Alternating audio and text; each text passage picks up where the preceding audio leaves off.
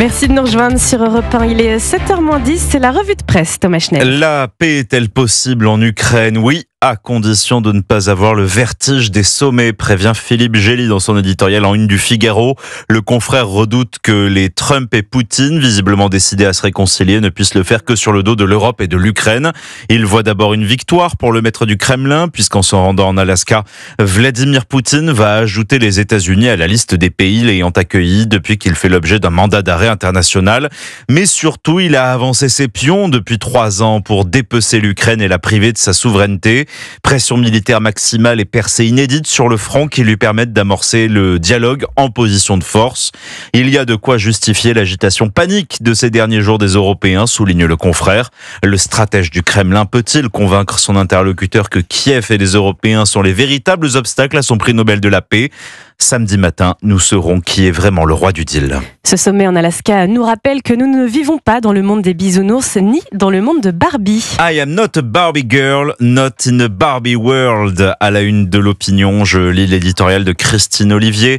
Les habitants du quartier de Londo à Noisy-le-Sec en Seine-Saint-Denis ont été privés des tribulations rose bonbon de Ken et Barbie. Une projection en plein air du film de Greta Gerwig a été annulée in extremis par le maire communiste en raison de menaces contre les agents de sa municipalité. Il disait que le film prône l'homosexualité et que c'est une atteinte à l'intégrité de la femme, précise l'élu. Notre consoeur de rappeler que lors de sa sortie, le film s'était hissé en tête du box-office mondial, mais avait été censuré dans plusieurs pays tels que l'Algérie, le Koweït ou le Liban. Voilà que l'obscurantisme le plus sombre et le plus prosélyte revient 10 ans après Charlie. Interdire la projection d'œuvres culturelles jugées non convenables à leur idéologie mortifère et arriérée. La liberté, cet été, eh bien c'est de partir en vacances au dernier moment, là où on ne nous attend pas. Je lis dans les pages 2 et 3 du Parisien aujourd'hui en France le désarroi des acteurs du tourisme français inquiets de devoir se serrer la ceinture à la rentrée. Les juilletistes ont dû faire des arbitrages face à un budget vacances dont la facture a grimpé de 25 à 30%. Note Jean-Baptiste Isaac dans son édito. Le directeur adjoint de la rédaction nous dresse la liste des gagnants de l'été. La Somme, le Pas-de-Calais, les Vosges, certains pays du sud de l'Europe qui se révèlent plus compétitifs que la Corse, la Côte Basque ou encore la Côte d'Azur, privilégiés là par une clientèle haut de gamme, un constat qui alarme les professionnels du tourisme. Et ce qui ne coûte pas cher à faire l'été, ce sont les chemins de pèlerinage. Dans le Point, 4 pages consacrées à la nouvelle vague Kato et ce chiffre, le record de participants au pèlerinage entre Paris et Chartres cette année, 19 000, sans doute seront-ils plus nombreux encore à Lourdes ce week-end. Des pans entiers du catholicisme s'effondre, reconnaît l'abbé Grégoire Corneloup, interrogé par notre confrère Jérôme Cordelier. Mais l'ecclésiaste, qui officie à Saint-Avold en Moselle, perçoit une énergie.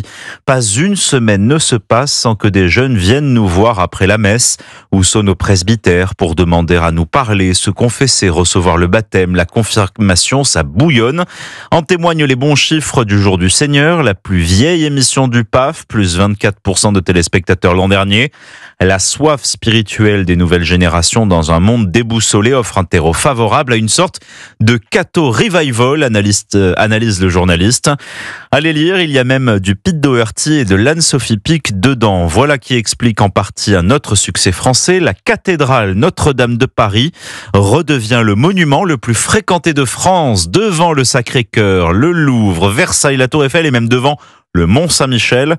J'apprends page 11 du Figaro que moins d'un an après sa réouverture, le joyau d'art gothique a déjà accueilli plus de 7 millions de visiteurs et devrait atteindre les 12 millions à la fin de l'année, soit davantage qu'avant l'incendie. Alors il y a des étrangers bien sûr, mais le président de la Fédération nationale des guides interprètes et conférenciers interrogé par Benjamin Puech note aussi un intérêt inédit des Parisiens et des Français en général. Alors pour faire le bilan, rendez-vous le 8 décembre puisqu'il sera venu. Il est venu le temps des cathédrales,